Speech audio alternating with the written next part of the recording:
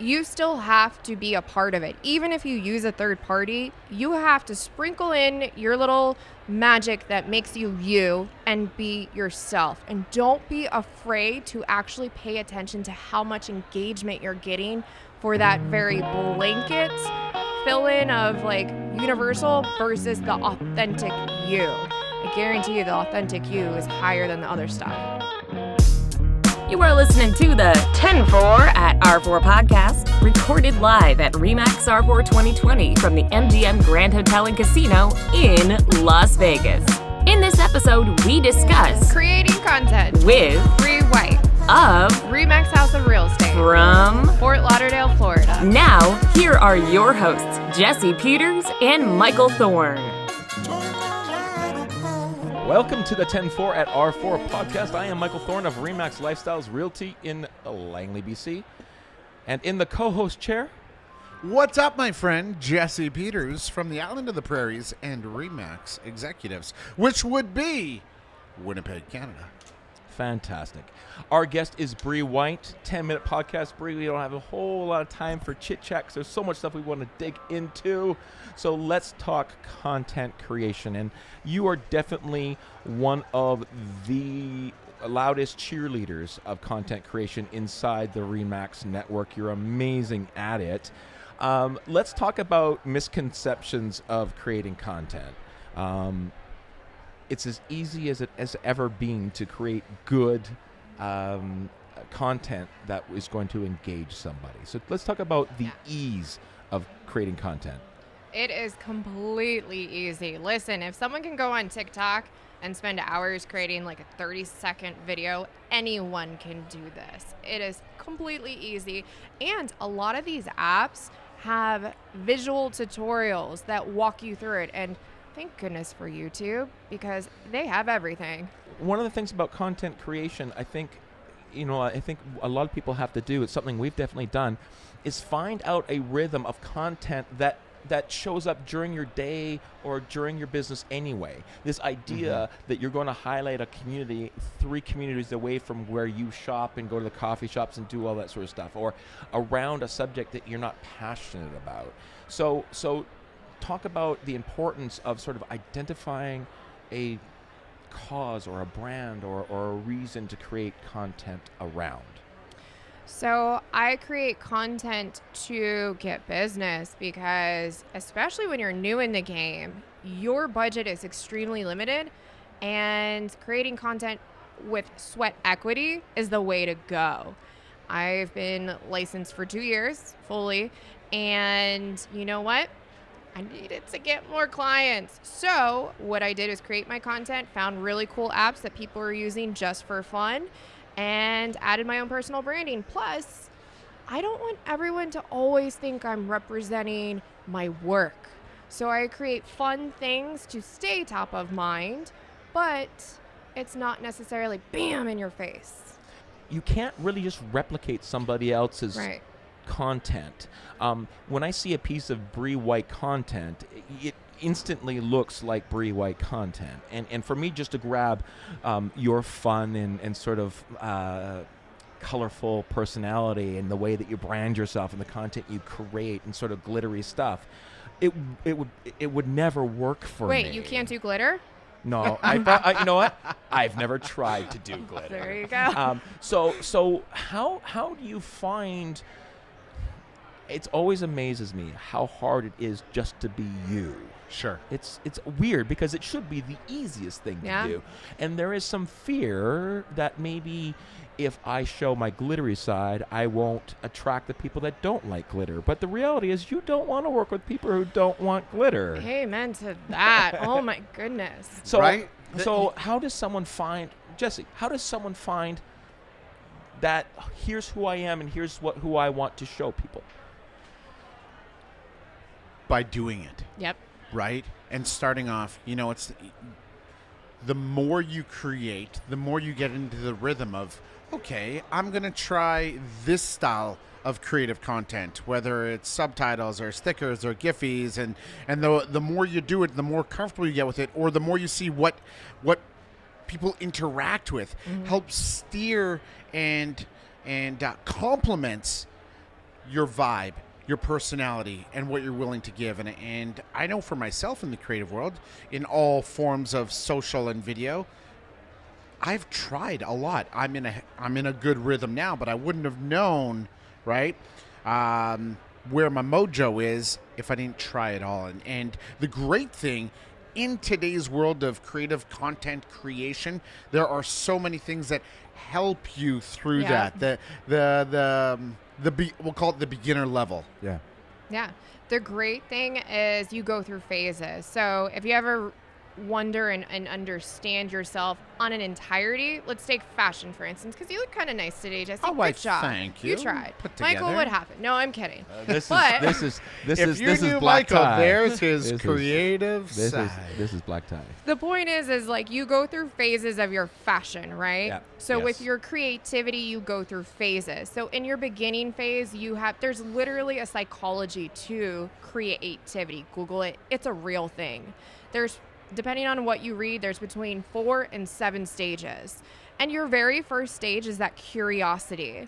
So you have to just feel that curiosity of like, okay, who am I? And how am I going to incorporate not only my personal persona, but how do I want to translate that over into my business persona and kind of like marry the two together so that way it's like unified. And then it's not hard for you to come up with marketing for your business, or everyone's like, well, what's my gimmick? How am I going to find my gimmick with my marketing? No, just be you. There's only one of you out there, so there's no reason to be anyone else. And you know what? It's unfortunate because I get this a lot, like, oh, I can't be like Jesse. He's got this shtick or this gimmick, and a gimmick is like something that doesn't really represent me, right? And by doing all these things, like you say, I think that's a great way to look at it. These stages, the evolution.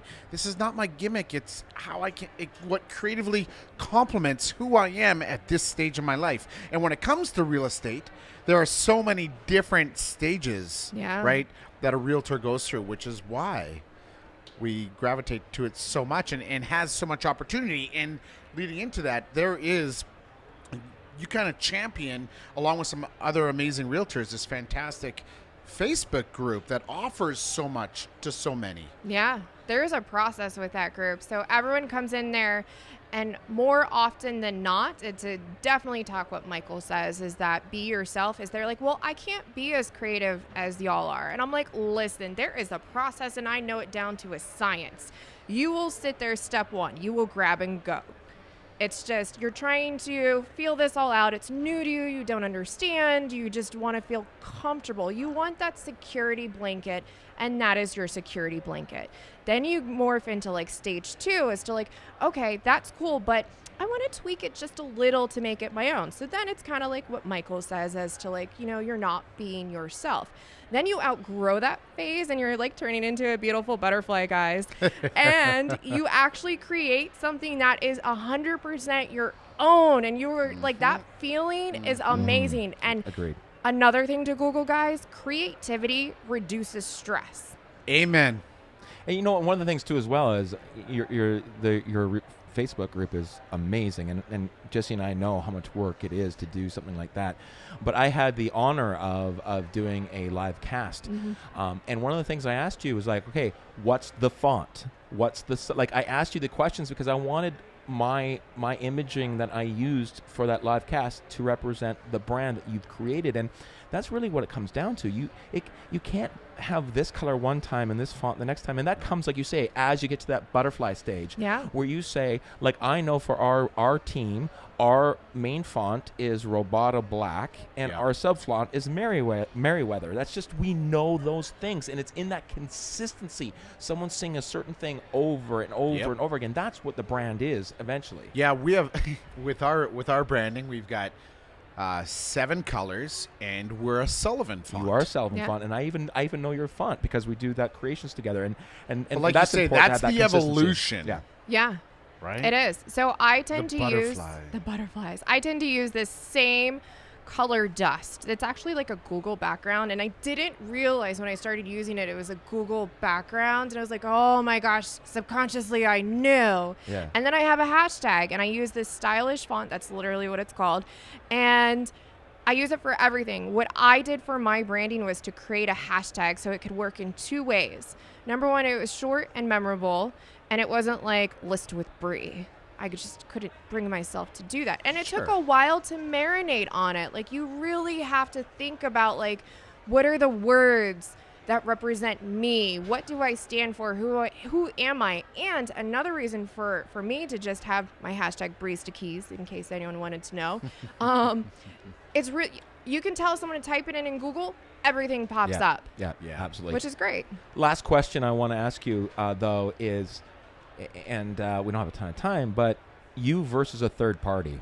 When it comes to creating content, there are certain places I think a third party can do some, but they're never going to be you. And when you have a third party doing it, they represent you the same way they represent you, and then you are just getting a lot of grab, and you're getting that first or second phase. You're never getting to you. Right. Yeah. And so just talk about the importance of maybe if you want to supplement or add through a third party, but no one's going to really know who you are unless you do it. Right. Regardless if you're a team leader or an individual agent or a small business owner, you still have to be a part of it. Even if you use a third party, you have to sprinkle in your little magic that makes you you and be yourself. And don't be afraid to actually pay attention to how much engagement you're getting for that very blanket fill-in of like universal versus the authentic you.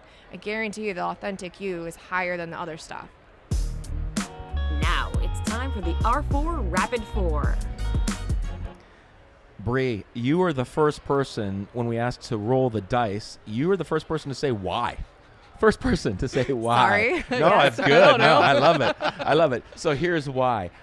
In Jesse's hand, he's holding a list of 10 nonsensical, silly questions that we'd like to have an answer to. And the roll of the dice determined which 4 in the rapid 4 questions you'll receive. Bri's first roll was number 3. What is the weirdest thing you have seen in someone else's home? There are some very, very scary but yet funny light switch covers. And I won't go into detail what they look like. That's a great answer. Noted. Number 7. How long would you last in a zombie apocalypse? I don't run. So there's your answer. Correct. Nor do the zombies, but Bri's like, I'm out. I'll join. I'll join. Is that what happens when you Yeah. get caught by? It's like you join. Yeah, you join. You get Okay. eaten and you turn into one. Okay. Come on. Number 1. Would you rather have noisy neighbors or nosy neighbors? Nosy, I think. And why? Because I have noisy neighbors now. You've been down that route. Talk from experience. She's like, I'll try the other side of it. Actually, I'll try the other yes. side. And her last question is number 6. How many chickens would it take to kill an elephant? That's a good one. Isn't it? I don't do math. I'm in the wrong industry, guys. I love how she figures the answer is like a mathematical equation. Like there's some She thinks we have the answer. formula. Well, how much does the elephant weigh? How young are the chickens? Like it's just an answer. Give us a number. A gazillion. Well, that would do it. Thanks for playing on that's too- today's Rapid You 4. know what? I guess it would happen. It would happen. That brings us to the end of this episode of the 10-4 at R4 podcast with our guest, Bri White. Thanks for joining us. My co-host, as always, is the charming Oh, Jesse Peters, and I'm Thanks, Michael sunshine. Thorne. We'll see you in the next one. Over and out. That's this week's episode of the 10-4 at R4 podcast with your hosts Jesse Peters and Michael Thorne. Don't forget to join us next week for another episode. Thank you for watching.